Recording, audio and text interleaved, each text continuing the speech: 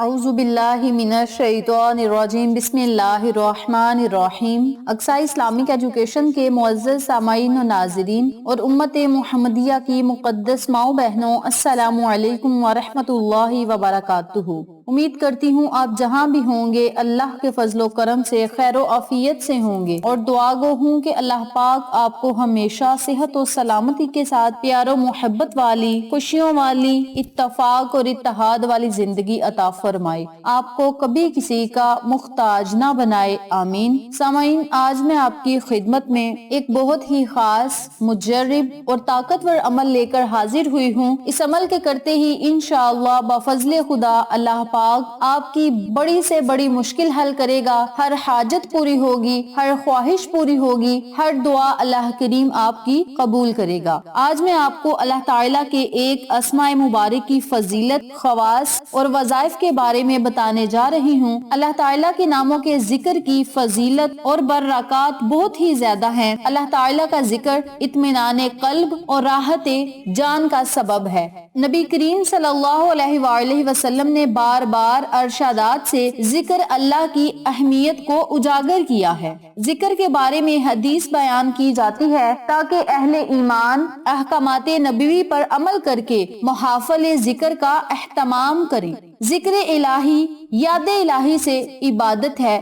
ذکر الہی کا مفہوم یہ ہے کہ بندہ ہر وقت اور ہر حالت میں اٹھتے بیٹھتے لیٹتے اپنے محبوب حقیقی کو یاد کرے اور اس کی یاد سے کبھی غافل نہ ہو۔ صوفیاء کرام کے ہاں ذکر الہی کا مفہوم بہت بلند ہے۔ حضرت سلطان باہو رحمت اللہ علیہ فرماتے ہیں، جو دم غافل سو دم کافر، سانو مرشد اے پڑھایا، انسان کا ایک ایک سانس اللہ کی یاد میں مصروف ہو، اس کا ایک ایک لمحہ بھی غفلت کا نظر نہ ہو، ورنہ کفر لازم آئے گا۔ یہی سبق ہمیں مرشد کامل نے پڑھایا ہے۔ حضرت سیدنا عبد القادر جیلانی رحمت اللہ علیہ لوگوں سے خطاب کرتے ہوئے ذکر کا مفہوم بیان کرتے ہیں، اے سامعین، تم اپنے اور خدا کے درمیان ذکر کے دروازے کھول لو، خدا کا ذکر کیا کرو، یہاں تک کہ ذکر الہی ان سے ان کے بوجھ کو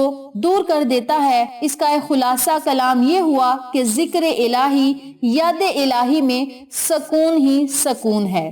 ذکر الہی کا وہ طریقہ ہے جس سے انسان اپنی حالت و مالک کے حقیقی کی معرفت اور پہچان نصیب ہوتی ہے۔ اس دور مدیت میں ہمارے حوالے زندگی مجموعی طور پر بگاڑ کا شکار ہیں، ہماری روحیں بیمار ہیں اور دل زنگ آلودہ ہو چکے ہیں۔ اللہ تعالیٰ سے ہمارا تعلق ہی بندگی ہے، حقیقتاً مدھم ہو چکا ہے۔ ہمارے باطن کی دنیا کو حرص و ہوس، بغض و کینہ اور حسد، عیش و عشرت، سہل پسندی، خود غرضی، مفاد پرستی، انا پرستی نے آلودہ کر رکھا ہے۔ لہٰذا ان بگڑے ہوئے احوال کو درست کرنے، بیمار روحوں کو صحت یاب کرنے، آئینہ دل کو شفا یاب کرنے، قلب و باطن کو نور و ایمان سے منور کرنے کے احوال و حیات کو روحانی انقلاب کی مہک سے معمور کرنے اور محبوب حقیقی سے ٹوٹے تعلق کو دوبارہ بحال کرنے کی ضرورت ہے، اور اس کا واحد ذریعہ ذکر الہی ہے۔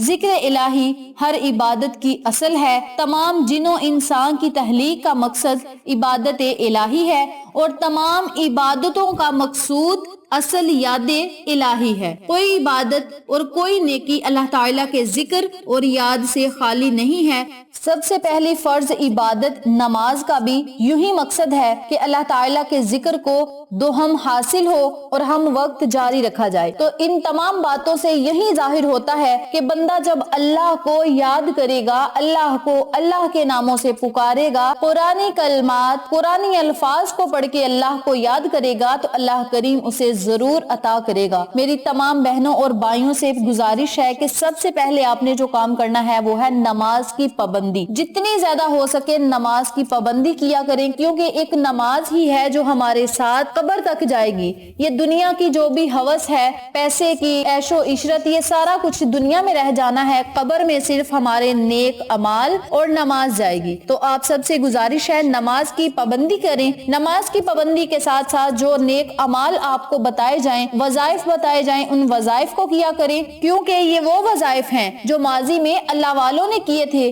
اور اپنی حاجات اللہ سے منوائی تھی۔ تو آپ سب سے گزارش ہے کہ آپ اس عمل کو، اس وظیفے کو جس طریقے سے میں بتاؤں گی اسی طریقے سے کریں اور ان تمام فوائد و فضائل سے مستفید ہوں جن کا میں نے آپ کے ساتھ ذکر کیا ہے۔ آج کا وظیفہ ان لوگوں کے لیے ہے جو پریشان حال ہیں، پریشانیوں میں مبتلا ہیں، بیماریوں میں مبتلا ہیں، ان کی دعائیں قبول نہیں ہو رہی، حاجات پوری نہیں ہو رہی، مقاصد میں کامیابی نہیں مل رہی، رزق کی بندش ہے، دولت کی بندش ہے، نیک رشتے نہیں مل رہے، ہر کام میں رکاوٹ اور بندشیں آ رہی ہیں، تو وہ لوگ اس عمل کو، اس وظیفے کو لازم کریں، انشاءاللہ آپ کو فائدہ ضرور ہوگا۔ وقت کی نزاکت کو مد نظر رکھتے ہوئے ہم اپنے مقصد کی طرف چلتے ہیں اور آپ کو عمل بتاتے ہیں کہ آپ نے وظیفے کو کرنا کس طریقے سے ہے۔ وظیفہ ذکر کرنے سے پہلے میری آپ سے گزارش ہے کہ ویڈیو کو آخر تک ضرور دیکھیے گا، اور جن لوگوں نے ابھی تک میرے چینل اقصی اسلامک ایجوکیشن کو سبسکرائب نہیں کیا وہ نیچے موجود لال رنگ کے بٹن کو دبا دیں اور ساتھ موجود گھنٹی کے بٹن کو دبا دیں تاکہ میری ہر نئی آنے والی ویڈیو کی اپڈیٹ آپ تک بآسانی پہنچ سکے۔ جزاک اللہ۔ اسی کے ساتھ میری آپ سے گزارش ہے کہ میرے چینل پہ آپ کو جتنے بھی چینلز کا شارٹ آؤٹ دیا جائے ان چینلز پہ جائیں، سبسکرائب کریں، لائک اینڈ شیئر کریں، ہمیں سپورٹ کریں۔ آپ لوگوں کی سپورٹ ہماری کامیابی کا ذریعہ بنے گی۔ اب میں آپ کو عمل بتانے لگی ہوں، توجہ سے ملاحظہ فرمائیں۔ آپ نے رات سونے سے پہلے، یعنی سونے سے پہلے آپ نے اس عمل کو، اس وظیفے کو کرنا ہے۔ سونے کے لیے جب آپ اپنے بستر پہ جائیں تب آپ نے اس عمل کو، اس وظیفے کو کرنا ہے، یا پھر جب آپ سونے لگے یعنی سونے سے 5 یا 10 منٹ پہلے آپ اس وظیفے کو کر سکتے ہیں۔ کرنا آپ نے یہ ہے کہ سب سے پہلے آپ نے 3 مرتبہ، 7 مرتبہ یا 11 مرتبہ آقا علیہ الصلوۃ والسلام کی خدمت میں درود و سلام کا نذرانہ پیش کرنا ہے۔ آپ درود کوئی بھی پڑھ سکتے ہیں۔ درود ابراہیمی کی زیادہ فضیلت ہے، اور اس درود کی اس لیے زیادہ فضیلت ہے کیونکہ اس درود پاک کو میرے اور آپ کے آقا علیہ الصلوۃ والسلام نے خود اپنی زبان اقدس سے پڑھا، تو اس لیے درود ابراہیمی کی زیادہ فضیلت ہے۔ آپ کوئی چھوٹا درود پاک پڑھنا چاہتے ہیں تب بھی آپ پڑھ سکتے ہیں۔ 3 مرتبہ، 7 مرتبہ یا 11 مرتبہ آپ نے درود پاک پڑھنا ہے۔ درود پاک پڑھنے کے بعد آپ نے 101 مرتبہ یا لطیفو یا لطیفو یا لطیفو کا ورد کرنا ہے۔ آپ یا لطیفو کو اللطیفو بھی پڑھ سکتے ہیں۔